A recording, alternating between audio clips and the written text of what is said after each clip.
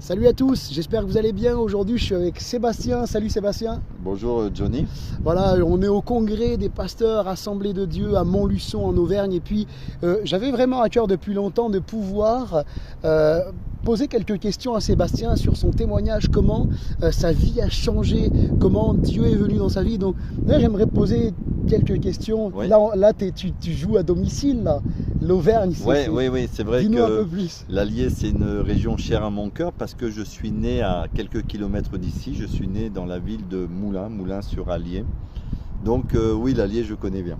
Voilà, donc Sébastien, il est originaire de l'Auvergne et dis-nous un peu plus sur ton parcours, comment, dans quel contexte tu as vécu, etc. Oui, alors c'est vrai qu'il y aurait beaucoup de choses à dire, mais je vais essayer de résumer et peut-être une prochaine fois, si vous êtes intéressé pour en savoir plus, vous pourrez soit liker, soit commenter. Soit s'abonner à sa chaîne. Voilà, bon, vous faites comme vous voulez, vous nous le faites savoir. Simplement, voilà, je vais donner quelques lignes. Déjà, j'ai grandi dans deux spiritualités complètement différentes. D'un côté, mes parents étaient d'origine catholique, donc on allait de temps en temps à la messe, mais je suis allé au catéchisme et j'ai commencé à connaître Dieu ou à découvrir Dieu, la personne de Dieu au travers du catéchisme. Et puis de l'autre côté, ma mère touchait à ce qu'on appelle à l'occultisme, à la voyance. Il y avait des pratiques ténébreuses chez moi. Donc j'ai eu, en fin de compte, ces deux cultures, mais il faut dire que la culture chrétienne, c'était vraiment une religion. Je ne connaissais pas vraiment Jésus comme je le connais maintenant. Alors c'est très bien, ça permet de rebondir sur la question, mais comment tu as entendu parler de Dieu? Qu'est-ce que Dieu a fait dans ta vie? Comment aujourd'hui tu passes de quelqu'un qui vivait dans une famille, voilà, comme tu expliques, à pasteur? Qu'est-ce qui s'est passé dans ta vie? C'est quoi le déclic? Alors c'est vrai que ça va être difficile de tout dire, hein, mais simplement pour résumer, il y a eu un drame dans ma famille, puisque ma mère est tombée dans la dépression, dans l'hystérie, dans la folie. Et par rapport à sa maladie, à ses difficultés, je me suis vraiment posé toutes sortes de questions et je me suis interrogé aussi sur la personne de Dieu. Mais Dieu, est-ce que tu existes vraiment? Et si tu existes vraiment, interviens pour moi parce que je souffre cruellement, on souffre dans ma famille. Entre-temps, j'ai une sœur qui était partie de la maison pour différentes raisons, qui a rencontré, elle, Jésus, c'est-à-dire qu'elle s'est convertie, elle a donné son cœur à Jésus et ensuite elle est venue nous parler de l'amour de Christ. Wow, c'est énorme.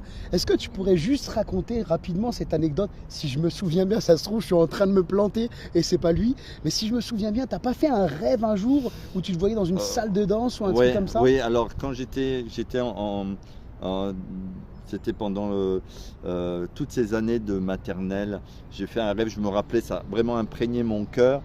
J'allais dans un lieu et je rentrais dans un couloir et j'ouvrais une porte et c'était une salle de danse.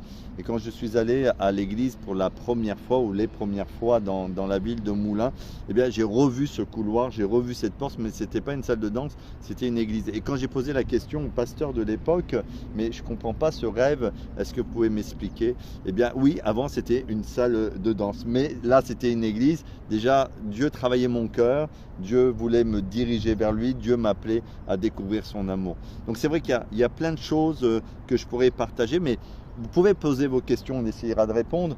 Mais ce qui a vraiment changé ma vie, c'est le jour où j'ai reconnu que j'étais pécheur devant Jésus, où j'ai reconnu que j'étais séparé de Dieu à cause de mon péché, mon cœur était sale. Et à un moment donné, dans une réunion de prière, hein, pour ceux et celles qui ne connaissent pas, j'ai vraiment senti toute la noirceur de ma vie. J'ai demandé pardon et j'ai cru de tout mon cœur que Christ est mort sur la croix, qu'il a pris mon péché, que son sang a coulé pour me purifier de tous mes péchés, de toutes mes iniquités. Et là, je suis rentré pleinement dans ce qu'on appelle dans notre vocabulaire, tu vois, Johnny, la nouvelle naissance. Et je regretterai jamais ce jour où j'ai donné mon cœur à Christ.